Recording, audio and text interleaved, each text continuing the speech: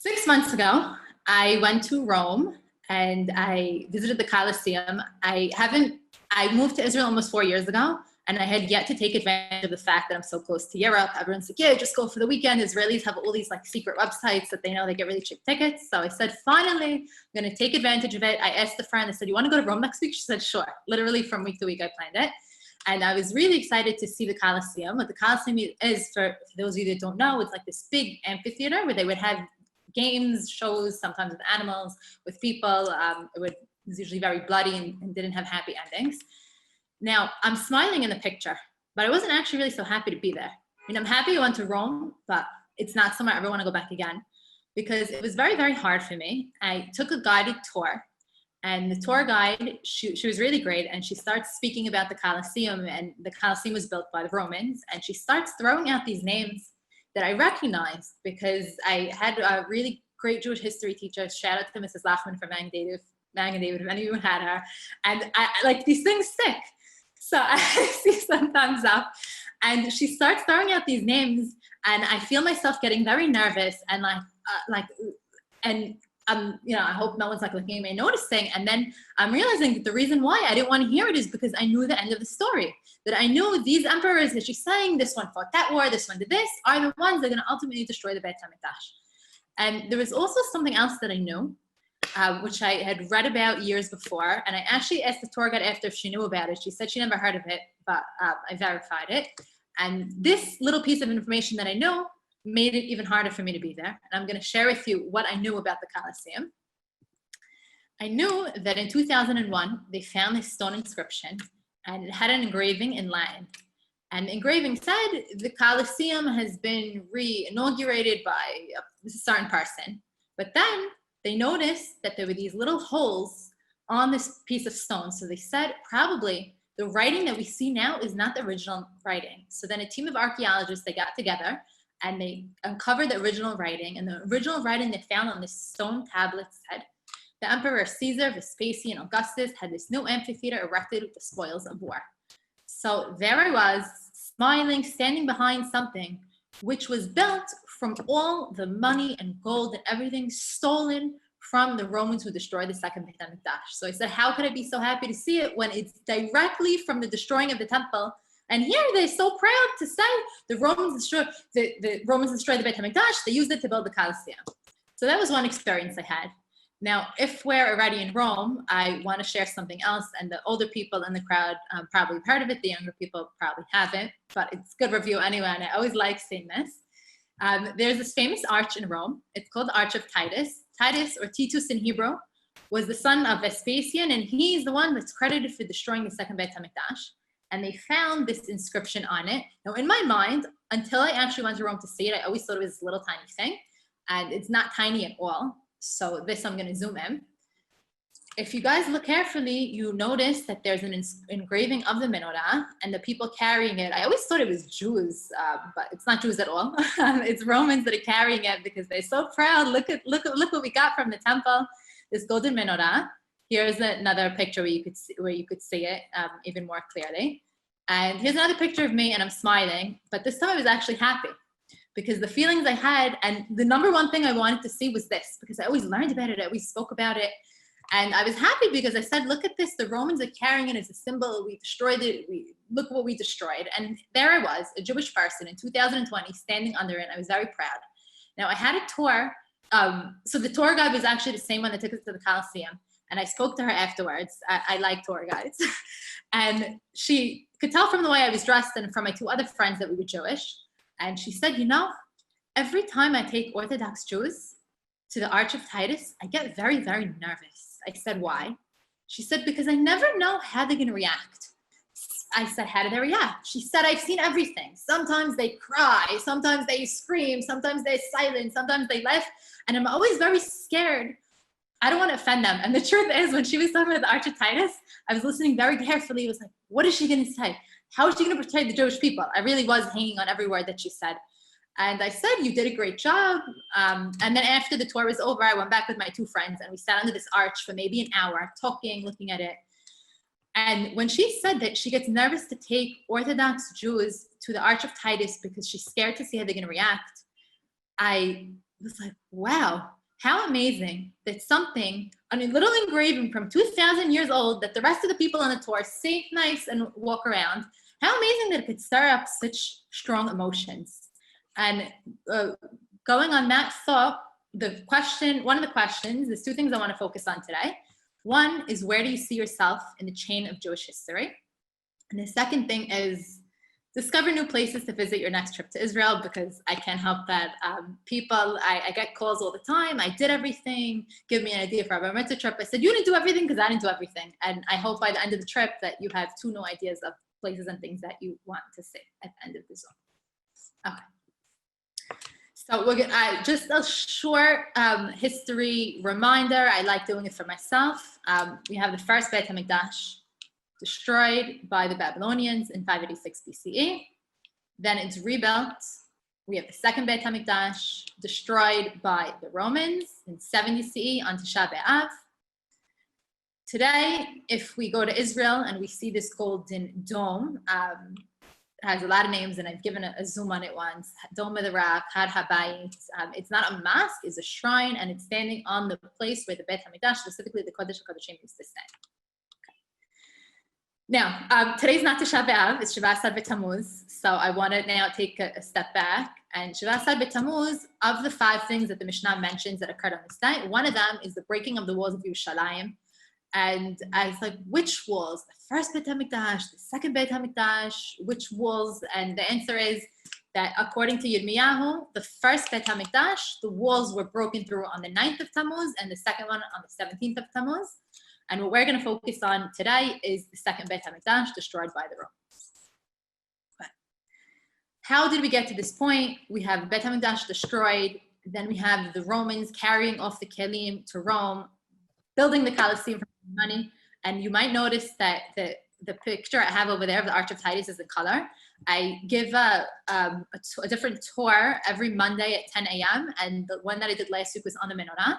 So if you're interested in hearing more about it, you could look on YouTube, or you don't have to find my Zoom. You could just YouTube Arch of Titus in color. It's amazing, just to give you more ideas of things to do. So to get us there and to answer the question, how did we get to that point? We're not going to start with Yerushalayim, because usually a huge destruction, it doesn't happen overnight, and there's things that happen beforehand.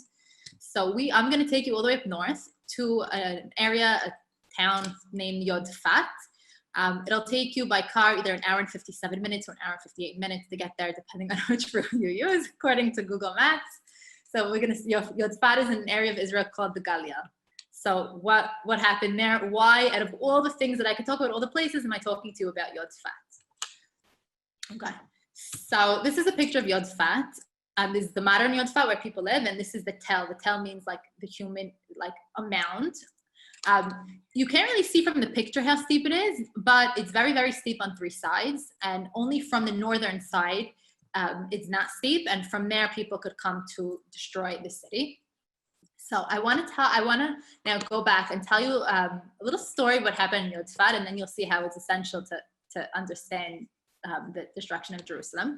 So another thing of history that I need to explain is there's something called the Great Rebellion, which is from 66 to 74.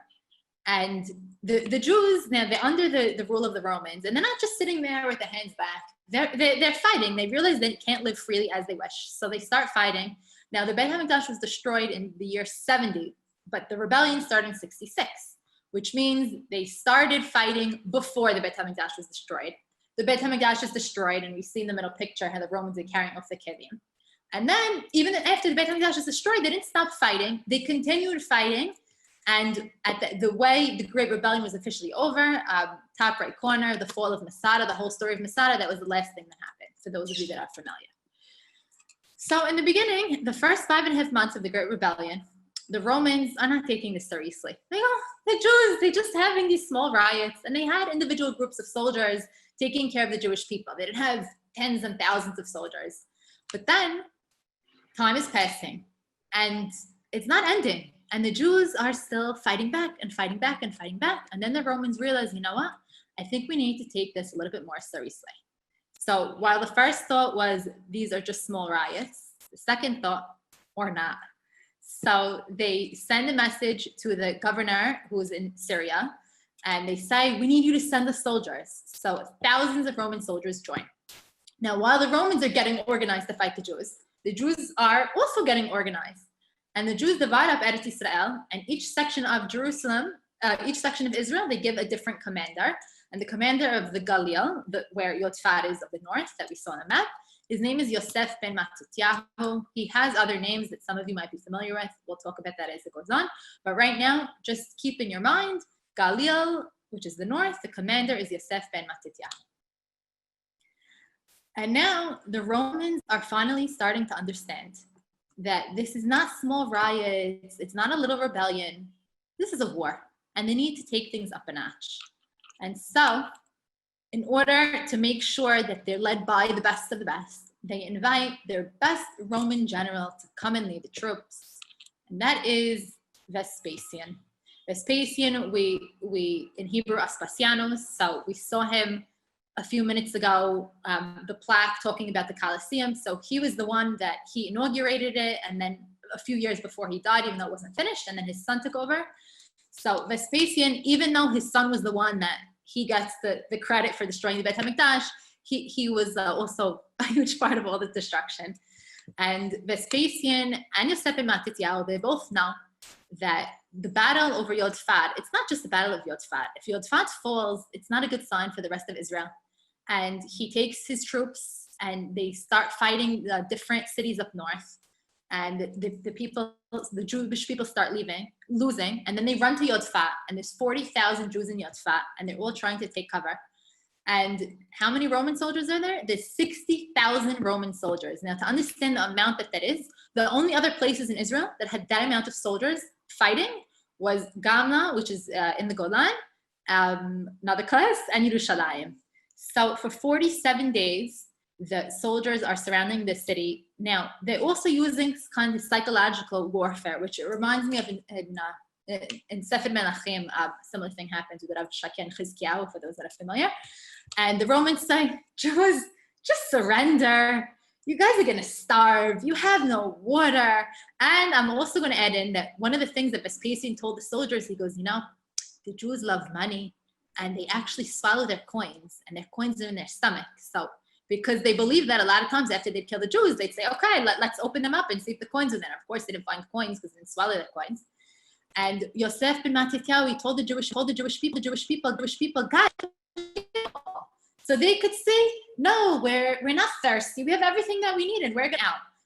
And they're holding out. So what do? So what I want to share with you next is some of the methods that the enemies used back then to attack. And if we're talking about BeTamuz, which is the breaking of the walls of Yerushalayim, you could copy and paste and see what methods did the Romans use to destroy the walls of Yerushalayim. So this picture here, if you guys see in the top left corner, it says Masada, because this picture is from the destruction of Masada that the artist made, but it's very, very similar. There's a lot of similarities in the story as well, and we could learn what we need from this picture. So the first thing I want you guys to notice is in the bottom left, there's these men, and if you see like right here by the circle, there's stones. In Hebrew, they're called avnei bilistarot, in English, catapult stones. And if you come to Israel, there's tons of them that they actually found, you could see. Until you come to Israel, there's a great museum in Brooklyn called the Museum of the Living Torah, where they actually have examples of these stones that you could see, touch, carry. So they would take them and they would catapult them into the city, and the people would think like there's stones coming down from the sky. Now, this has limited effectiveness, because if the city is built really, really high up, how effective could it be? And we said Yotzfat is really, really high up and steep. So that's one method. The second one is I want you to notice where the soldiers are walking up. There's not just this natural mountain that's built to get up there. This is man-made. And what the Romans did, and not only Romans, other people in history, they take dirt and they literally shovel after shovel. They're building a pile, just like if you go to the beach, right? And you're building I have to go to the beach. I don't remember what these things are called. You're building like a tower, and then you make the tunnel for the water to go through, but you're building a castle. So that's what they would do to get themselves higher. Why do they want to be so high? Because the next thing they want to do If you guys see in the right, that little circle, there's something called in Hebrew an el niguach, or a battering ram. What they would, here's a picture so you could see it better. In the right, they would take this big battering ram and they would hit it against the wall and to try to get the walls to break. And then you have the stones being catapulted. So eventually, well, we hope they don't succeed if they're fighting us, but those are some of the methods that they used. And if you guys see on the picture on the left, this is another example. This is not natural made, the rampart or solala in Hebrew. This is built by soldiers. Now this one, this specific one, I'm just going to say one sentence about it. It's from an area called Lachish, which dates back to the time of the first BeTamuz. So it's like the oldest siege ramp that we have in existence in Israel that we could see. So these are some methods of attack. So now the Romans want to get into the city and they can't get in. The Jews are putting up a great fight. And then they capture this Jew. And the Jew tells them, I'll tell you how to get into the city. If you want to get into the city of Yotzfat, what you need to do is know that towards the early morning, when they do the changing of the guards, the Jews are very, very tired. So they're either sleeping, not really guarding, or not really so aware. If you attack them at this hour, you'll succeed. Unfortunately, it was someone from our own people that gave them the secret, and that's exactly what they did. Right early in the morning, they attacked and they got into the city and they killed thousands and thousands of Jews. But then, and here, before the but then, is a picture where we see over here the red. If you go to Yotzfat today, as you walk along the top, you guys see here these explanations, and they talk about how it was done, and they have these like fake Roman soldiers, so you can understand that they're coming up from there. So they get in, and then there's a group of Jews that hide. If you go to Yotzfat today, one of the things you'll notice is that there's a lot of holes in the ground. What are the holes in the ground? They're pits, or cisterns is the fancy English word for abod mayim. And that's how the Jews would get water. Like it would rain in it and then they'd get the water. Now, some of the cisterns are big enough, and you guys see it's a little bit blurry, but there's steps. You could go down the steps. So Yosef ben Matityahu is hiding in one of them with 39 soldiers. And he's the commander, but he's hiding, and they're discussing what to do. And the Romans don't know about them. But then the Romans capture another person. They capture this woman, and she says, there's a group of Jews hiding in there. So they go. And they tell Yosef ben Matityahu, even though you killed a lot of Romans, we forgive you, because we really, really, we appreciate what a good general you are and how amazing you are. And we didn't surrender, we'll let you live. And he's talking to his soldiers, and he says, maybe we should surrender. And the Jews say, no way, we're not giving up to the Romans. We'd rather die fighting. We're not giving up. And in the end, what they do is something similar to the story of Masada. They say, okay, well, according to Jewish law, you can't kill yourself, so what should we do? And then they end up taking care of each other. Now, Yosef ben Matityahu is left with one soldier, and he convinces this soldier, you know what? Let's surrender to the Romans. And they surrender to the Romans. And Yosef ben Matityahu, a lot of the history that I'm telling you and that we know in general about the wars are because he became a historian and he wrote about it. And he writes in one of his books that at that moment when he was surrendering, he turned to God and said, God, I know I'm giving myself up to the Romans, but I'm doing it not because I'm a traitor. I'm doing it for good reasons. There's a lot of considerations. Until today, Yosef ben Matityahu, known as Josephus, he was given a Roman, Josephus Flavius, he was given a Roman name afterwards, so they're synonyms. He is one of the people in history that we debate. Was he a traitor? Was he not? Was he doing it for a good reason? Was he not? So it's up to you. Now, I want to share my favorite part of the story. I'm going to say favorite in quotations because it's a horrible story with a horrible ending. Yotzfat was ultimately destroyed. And this part that's my favorite is not the good part either, but you'll see why in a minute, why I really like it. Here, I'll tell it over here. When archaeologists came to Yotzfat, one of the things they discovered was that there was this house, and the house had bones in it. And they looked at the bones, and they saw some of the bones had arrows in it, and they realized that these bones belonged to Jewish fighters. Now, and they were buried in like this mass grave. Now, how'd they get there? So there's a few theories. One is that they were killed before the Romans came, so the Jewish people buried them. The other one is actually a theory that maybe I don't know who. Another theory is that maybe the Romans buried them because the Romans knew that if the bodies were left, they would lead to disease. So they said, okay, let's bury them so we're not going to get sick. And a third option is maybe afterwards people came and found them. Now, the part that I love is when we discovered it later on, we said, these people are fighters. They're fighting for the Jewish people. And in 1998, they actually gave them an honorable military funeral. And they took the bones and they buried them in a military cemetery in Israel. And to hear that shows me what a huge sense of history and of future and of present the state of Israel has, because these fighters, they died 2,000 years ago. They're not soldiers, God forbid, we hope, that don't die today. They're really, really from a long time ago. But the state of Israel says the fight that they fought against the Romans and the death that they died, it's also part of the chain and a continuation. So they deserve the same honorable burial that we give people today. So that's what they did to them over there, and they built and they have a nice memorial stone over there. Okay, what's in Yudfat today? Beautiful views, nice hiking trails, over 70 water cisterns, an ancient mikveh, an olive press, remains of a wall, connection to your history, and a fun fact: if you spent Purim in Yudfat, you'd celebrate Shushan Purim. Here are some hiking trails, as long, short ones. I hope you go and visit. It's really an incredible place. And now, with 4 minutes left, we are going to finish up with Yerushalayim. The walls of Yerushalayim. Now, the walls you see right now and today are not the walls from back then. Yerushalayim was destroyed and built and destroyed and built many times. When I have groups, I ask them, does anybody know how old the walls are? And I get every answer. 5,000, 2,000, 1,000, 100. And every answer is really, I mean, they're not all right, but acceptable, because Jerusalem is things that are so many different years old. So how are you supposed to know? And these walls are actually only 500 years old. Well, that's 5, but times 500. They were built by the Turks. They were built very quickly in 4 years, and it's relatively thin, the walls over here. I like looking at them, and even now, because it helps me get an understanding that there were walls that surrounded Yerushalayim, and the walls from back then, it was over a less area because the city was smaller, and they were broken through, and then the Romans entered the city. Now, these were built by the Turks, but it's also connected to the Romans' house. I want to show you something. Oh, oops, it's not supposed to be circled already, but okay.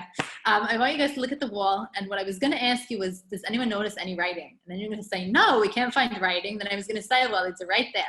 If you go to Yerushalayim today and you look at the walls of the old city, in a very specific part, which is very hard to find on your own, but once someone tells you how to find it, and I can't tell you verbally, but if I'm ever with you, I'm happy to show you and give you cues. There's writing. Now, what's the writing? We're going to zoom in. You guys might notice some letters. There's an X over here, an E, a T. One of the legions, which means group of soldiers, that is credited for destroying Yerushalayim was the 10th Legion of the Roman army, which is also nicknamed Fretensis. And we see an E and a T as part of their name, and an X for the 10th Legion. Now, what is that doing there? I thought the walls were only 500 years old. The answer is that I said it took these modern walls, it took 4 years to build. Part of the reason why they were able to do it so quickly is because they were lazy. And look, they built the walls, but they're not gonna sit and make everything nice. They saw a stone there, they took it. They saw this stone lying around, they put it on the wall. Now, they're gonna say, wow, it belonged to the Roman army. They don't care. They probably also can't even read. They put it on sideways. But there's a lot of little secrets like this hiding on the walls, not only of writing of different things if you know where to look. So that's one thing I wanna show you. The next thing I wanna show you is, if you guys look over here at this cafe, you see people eating. It's part of the Christian quarter. You guys pass it all the time when you go to the hotel. You just don't know to turn. It's like a minute turn off. I want to direct your attention to what's in the middle. Lampposts, flower pots, and zoom in even more. You see an inscription in Latin also belonging to the 10th Legion of the Roman army. Now, I want to share with you a really, really nice perspective about these things. And I read this poem all the time to myself. It's originally written in Hebrew, so if you can understand the Hebrew, probably ready to read it in Hebrew. If not, we'll do it in English. And I'm gonna go 2 minutes over. I'm sorry, but I can't help it. So once I sat on the steps by a gate at David's tower, I placed my 2 heavy baskets at my side. A group of tourists was standing around their guide, and I became the target marker. You see the man with the baskets? Just right of his head. There's an arch from the Roman period, just right of his head. But he's moving, he's moving. I said to myself, redemption will come only if their guide tells them, you see that arch from the Roman period? It's not important. But next to it, left and down a bit, there sits a man who's brought fruit and vegetables for his family. Now, what I love about this is that it really gives us a nice perspective about history. It says, we're talking about history, and it's important to know history so we can understand our identity and who we are. But at the end of the day, what's even more important is to know who we are today and to look towards the future. And the author who's writing this, he's saying what's important is that there's people that are living and breathing in Yerushalayim, and they're supporting their families and buying fruits and vegetables for them. And that's what we focus on. And I think that's so, so incredible. Are we focusing on us, Jewish people today? How are we continuing this into the future? Are we fixated on the past? And I think you need both. You need the past to know the future. But I think it's a really nice perspective. And to just summarize what we did today, so we visited 3 places, Rome, Yodfat, and Yerushalayim. In Rome, we started out with a trip to the Colosseum, and we learned about the inscription that says that the sacking of Yerushalayim is what funded the building of the Colosseum. We saw the Arch of Titus and the Menorah. We visited Yodfa, a town in the Galil where the Great Rebellion occurred. We spoke about Vespasian, who was a Roman emperor that came to destroy it. Yosef and Matityahu, who was the general and ultimately surrendered. We spoke about different methods of attack, which you could copy and paste towards Yerushalayim. We spoke about the burial of Yodfat fighters, the walls of Jerusalem, the hidden stone on the walls, the Roman pillar. And I'd like to finish with the question, where do you see yourself in the continuation of the Jewish people? We started out with this Jewish man, he's from the past. And you in 2020, I think it's a great question to think about today on the fast day. How am I connected? Am I continuing the chain? I mean, we learned the past now. How do we continue the future? Thank you. Yeah, I did it. 7:32. Have a meaningful rest of your fast day. Mine is over in 45 minutes. Yay. Go Israel. And enjoy. Thank you all for coming.